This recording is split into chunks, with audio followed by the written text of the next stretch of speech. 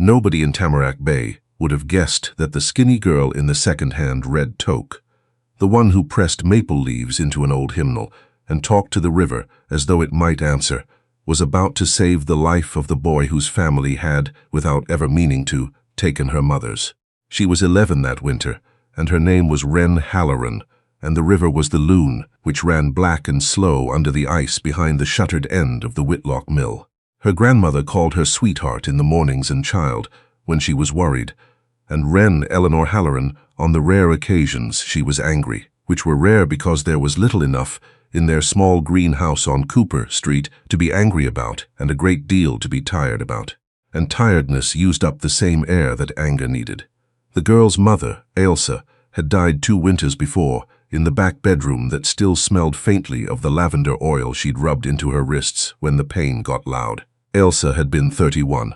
The word the doctors used was leukemia, and they said it the way people say the name of a town they've driven through but never stopped in. Wren had been 9, old enough to remember the way her mother hummed, too young to be told the other thing the doctors knew and didn't say in front of a child, that the Bay had buried 4 people under 50 in as many years, all of them within a stone's throw of the Loon, and that no one had ever stood up in the church hall and asked out loud why. Her grandmother, Maisie, had asked it once quietly to a nurse, and the nurse had looked at her the way you look at someone whose grief has gone looking for a shape to hold, and Maisie had not asked again. Grief did need a shape. She had decided hers would be the shape of keeping the girl fed and warm and good, and that was a full-time occupation, and she let the river keep its secrets. Across town, in the big stone house above the curling rink, Desmond Whitlock was learning that money does not buy you out of the only line that matters. He was 58, and he had spent 40 of those years building Whitlock Forest Products from his father's failing sawmill into the thing that kept Tamarack Bay alive. 300 jobs, a hockey arena with his name over the door, a scholarship that sent one bright kid out of the Bay to university every spring.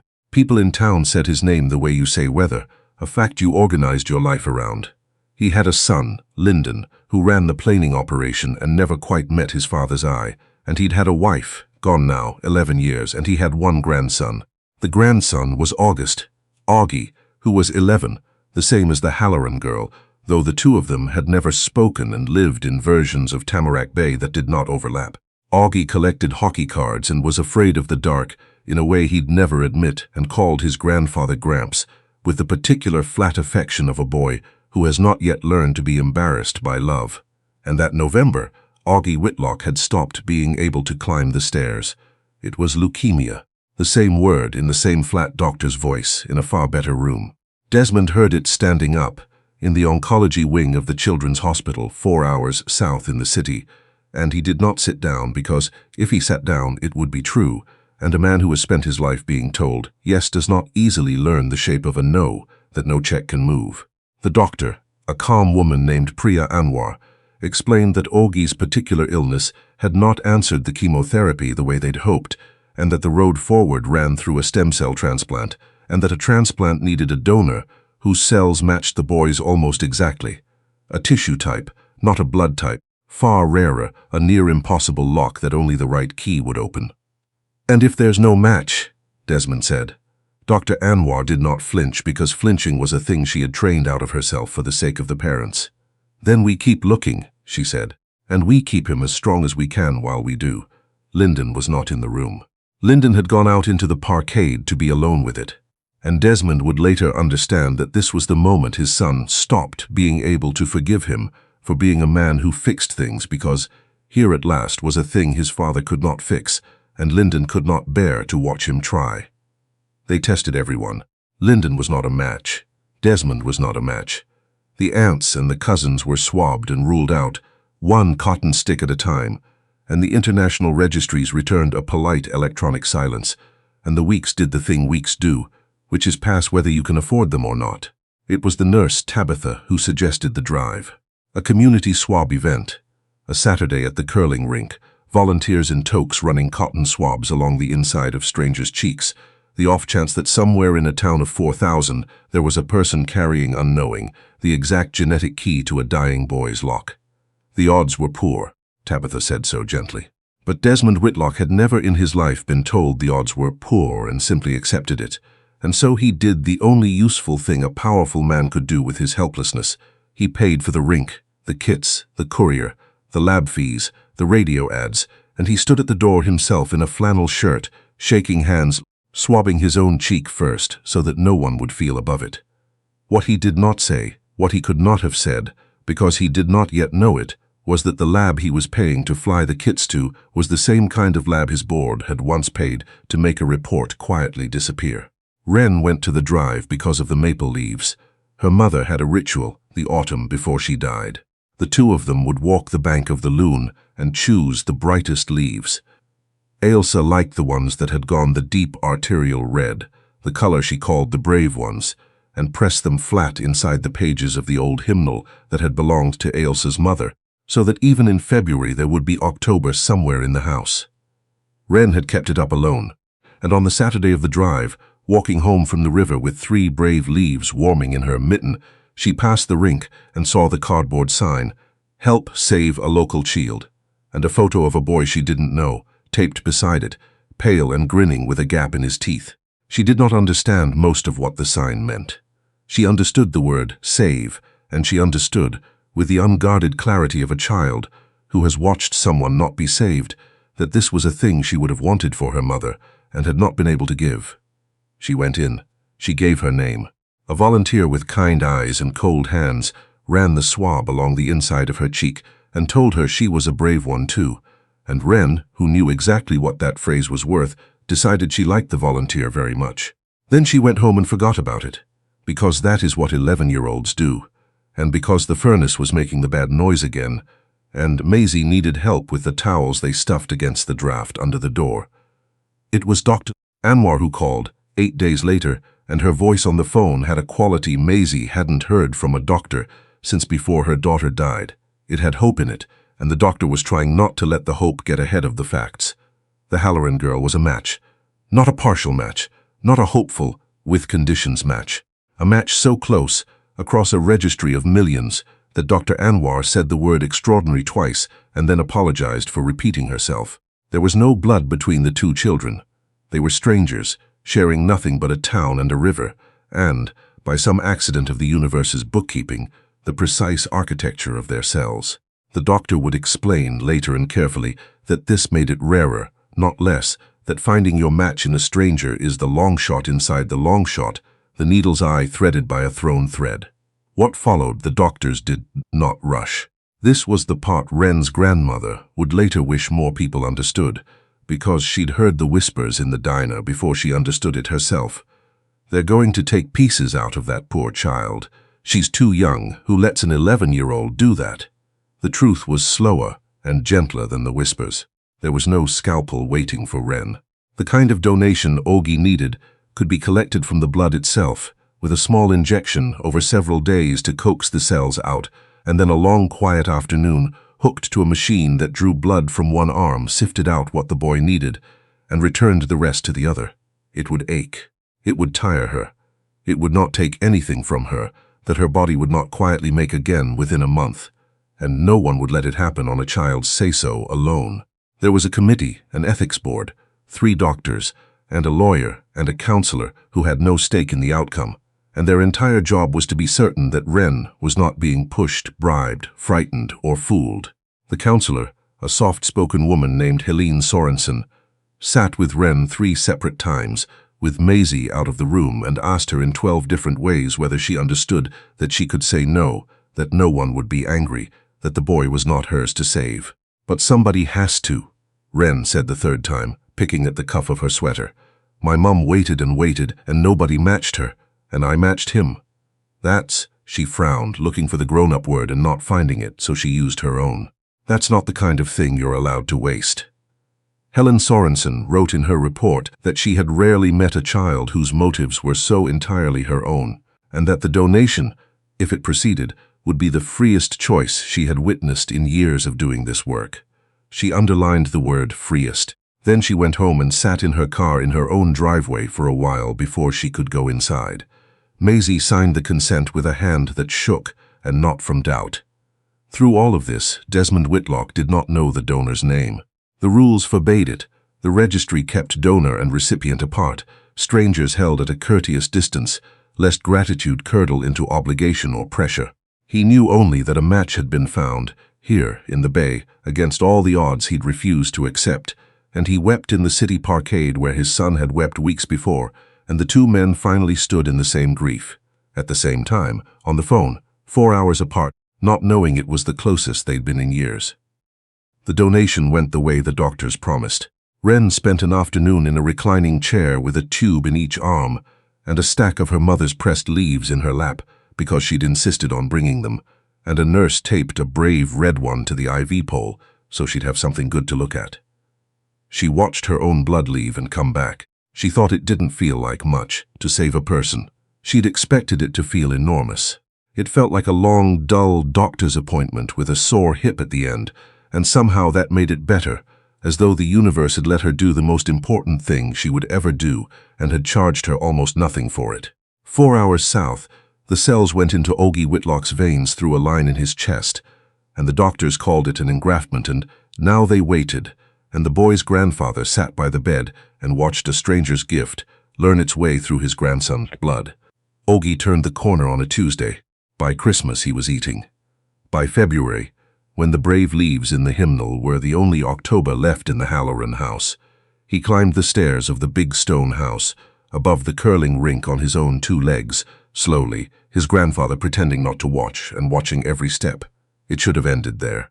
The best stories, Maisie often thought afterward, never do, because gratitude, in a man like Desmond Whitlock, did not stay still. It needed a direction. He had been handed his grandson's life by an anonymous someone in his own town, and the not knowing ate at him. Not so he could repay it, exactly, though he wanted to, but because a debt that large with no face to attach it to sat in him like a stone he couldn't set down. He petitioned the registry. He wrote letters. And the rules, which exist for good reasons, bent at last the only way they're permitted to. Both families asked separately, said yes, they would like to meet. That was how Desmond Whitlock came to be standing in his good wool coat, on the porch of a small greenhouse on Cooper Street, with a furnace that made a bad noise, looking down at a skinny girl in a red toque who'd given his grandson a piece of herself, and how he came to learn her name. And her name undid him. Not Wren, Halloran. He knew that name. He'd signed it years ago on a list of households the company's lawyers had recommended he not be seen to acknowledge, a list whose existence he had let himself half forget. Halloran. Ailsa Halloran, 31, Cooper Street, deceased. One of the names in the report that his board chair, Roland Crane, had assured him was speculative, alarmist, not actionable, and had paid a southern lab to soften into nothing 9 years before. The report had been about the loon, about a class of compounds the old tannery line, folded into Whitlock Forest Products in a long Argo acquisition Desmond had barely glanced at, had been releasing into the river for the better part of 2 decades.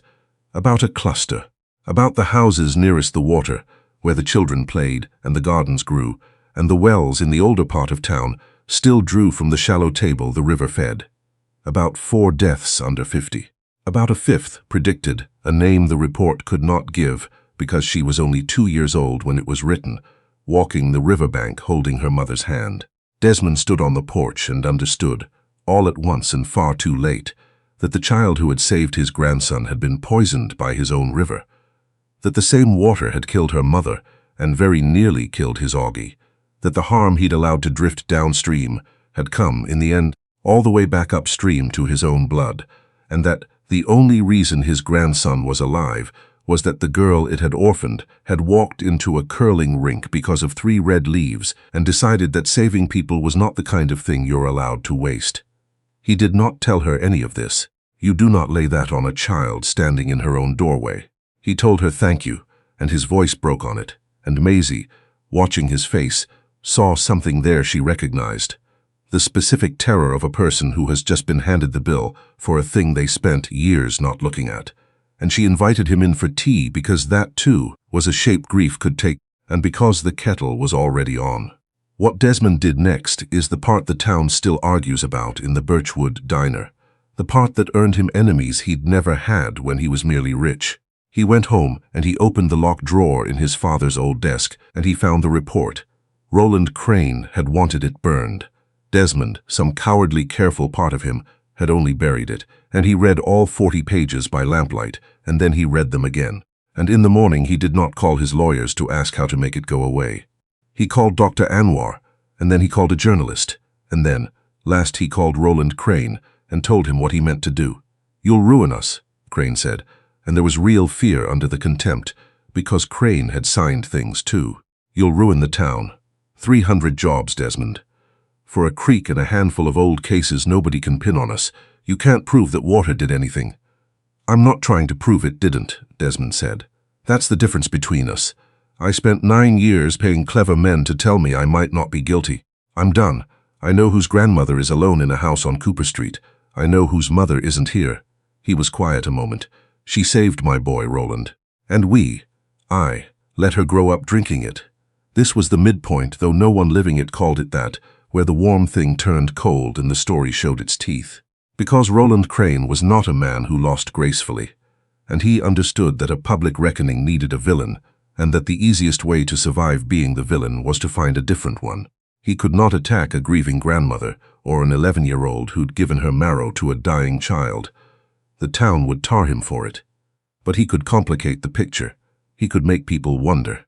And so he went looking, the way frightened, powerful men always can, and he found, 2 provinces away, a woman named Saskia Pruitt. Saskia was Ailsa Halloran's older sister. She had left Tamarack Bay at 19 and had not come back, not for the wedding, not for the funeral, not for the child. She was the family's old wound, the one Maisie didn't speak of. The Aunt Wren knew only as a name that made her grandmother's mouth go flat.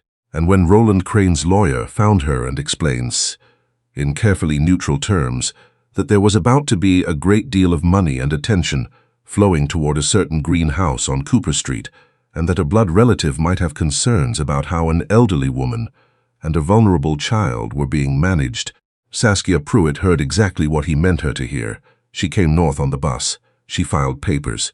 The papers said that Maisie Halloran was too old and too poor to properly care for Wren, that the child had been subjected to a serious medical procedure. They harvested her, at 11, without an appropriate guardian's protection, that she, Saskia, the girl's aunt by blood, was better placed to ensure Wren was not exploited by the wealthy and powerful men now circling. Every word of it was shaped to sound like love. Underneath it was Roland Crane's hand, and it was the oldest thing in the world, which is a frightened person reaching for a child as if the child were a lever. Maisie read the papers at the kitchen table, and her hands didn't shake this time. They went very still, which was worse. "They want to take her," she said. The hearing was set for the 2nd week of March, and the cruelty of the timing was that it landed exactly when Wren, who'd been told nothing of the report or the river, or the reason a tired-eyed millionaire kept coming for tea, had finally started to be a child again, building a lopsided snow fort in the yard with the same gap-toothed boy from the rink poster, because Augie Whitlock, well enough now to make the 4-hour drive, had asked his grandfather to take him to meet the person who'd saved his life. And the 2 11-year-olds had taken one look at each other and skipped past all the heaviness straight into the urgent business of whether you could roof a snow fort with a hockey net. You can't. They tried. They were not related. Everyone kept saying it, and it kept landing strangely, because they fought like siblings and finished each other's sentences like siblings, and Augie called Maisie Nan by the 2nd visit without anyone teaching him to. Strangers, sharing nothing. It made the thing between them seem less like chance and more like a choice the world had made on purpose. The night before the hearing, Wren found out. Not about the river. Maisie still couldn't, not yet. About the aunt. About the chance, real and legal and lawyer-shaped, that she would be sent away from the only home she had. She did not cry the way the adults braced for. She got very quiet, the way she had at the hospital, and then she said, "Does she even want me? Or does she want the thing that comes with me?" And Maisie, who had spent her life softening hard truths for the girl, found she could not soften this one, because the girl had already seen straight through it. "I think," she said carefully, "that your aunt is a person who has been ashamed for a very long time, and shame and wanting can wear the same coat." In the courtroom, a plain municipal room that smelled of radiator dust and old coffee, it was not a lawyer who turned it in the end. It was Helene Sorensen, the counselor, reading from her report in her soft, unhurried voice. The part where she'd underlined freest, the part where an 11-year-old had said that's not the kind of thing you're allowed to waste it.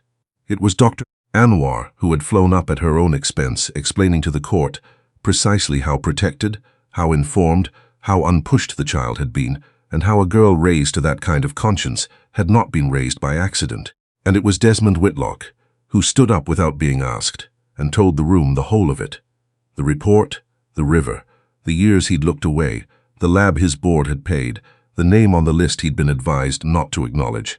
He laid his own ruin on the table in open court because he had finally understood that the only thing he had left worth spending was the truth, and that the girl had taught him that by giving away her blood for a stranger and charging almost nothing for it.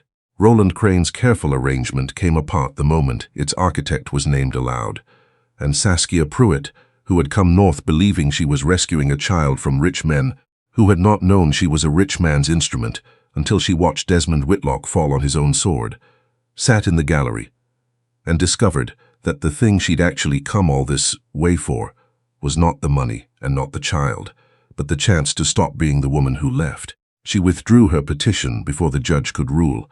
She did it badly, in tears, in a hallway, but she did it. And when she found Maisie afterward by the coat rack, the two sisters-by-law stood a careful arm's length apart, and Saskia said, "I should have come for the funeral," and Maisie, who had every right to say nothing, said, "You're here now," which was not forgiveness, exactly, but was the doorway forgiveness eventually walks through. The loon did not heal because a man told the truth in a small courtroom. Rivers are slower than people. But the report came out, all 40 pages.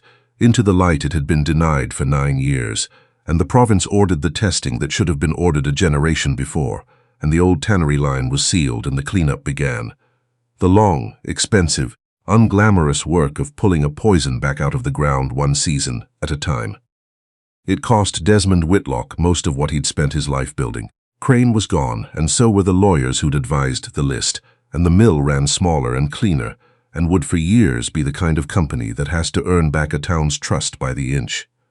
He did not call the foundation after himself. He named it the Ailsa Halloran River Fund, and its first job was the families nearest the water, and its second was a thing Maisie asked for, and he was ashamed he hadn't thought of himself, a transplant travel fund, so that no parent in the Bay would ever again have to choose between 4 hours of gas money and an afternoon at a dying child's bedside, the way Ailsa once had, the way the system in this country leaves people to do even when the care itself is free. The getting there, the staying, the months away from a job, the 1,000 quiet costs that wealth makes invisible and poverty cannot. Augie Whitlock got well. He stayed well. He spent the following summers in Tamarack Bay, in a town his family was learning to deserve again, and he and Wren grew up the way the two children in the snow fort had started. Not as relatives, never that, but as something the old Word family had to stretch to hold. Lyndon, who had stopped being able to meet his father's eye, found he could meet it again across the truth. Desmond had finally told, because it turned out the thing his son had needed all along was not a father who fixed everything, but one who could stand in front of a town and say, "I was wrong." Maisie lived to see the loon run clear enough that the heron came back to fish the shallows below the old mill, and she took Wren down to watch it the way she'd once watched her own daughter pick the brave leaves, and she did not say anything, because some things are better not narrated. As for the hymnal, it sat on the shelf in the greenhouse on Cooper Street with October pressed flat in its pages, and on the last warm evening of a fall years after all of it, Wren, taller now, the toque long outgrown, opened it and chose a leaf and pressed it into Augie's hand, the deep arterial red her mother had loved, and told him the word for it, a brave one, and taught him the way you keep October in a house through February, so that the lesson her mother had given her, and the river had nearly stolen, and a stranger's near impossible kindness had let her keep, would go on living in someone who shared none of her blood and all of her heart. And if anyone had asked her whether she'd do it again, the swab, the chair, the 2 tubes, the long dull afternoon that had cost her almost nothing, and given a stranger everything, she would not have understood why they had to ask. Some things, she'd have told them, are not the kind of thing you're allowed to waste.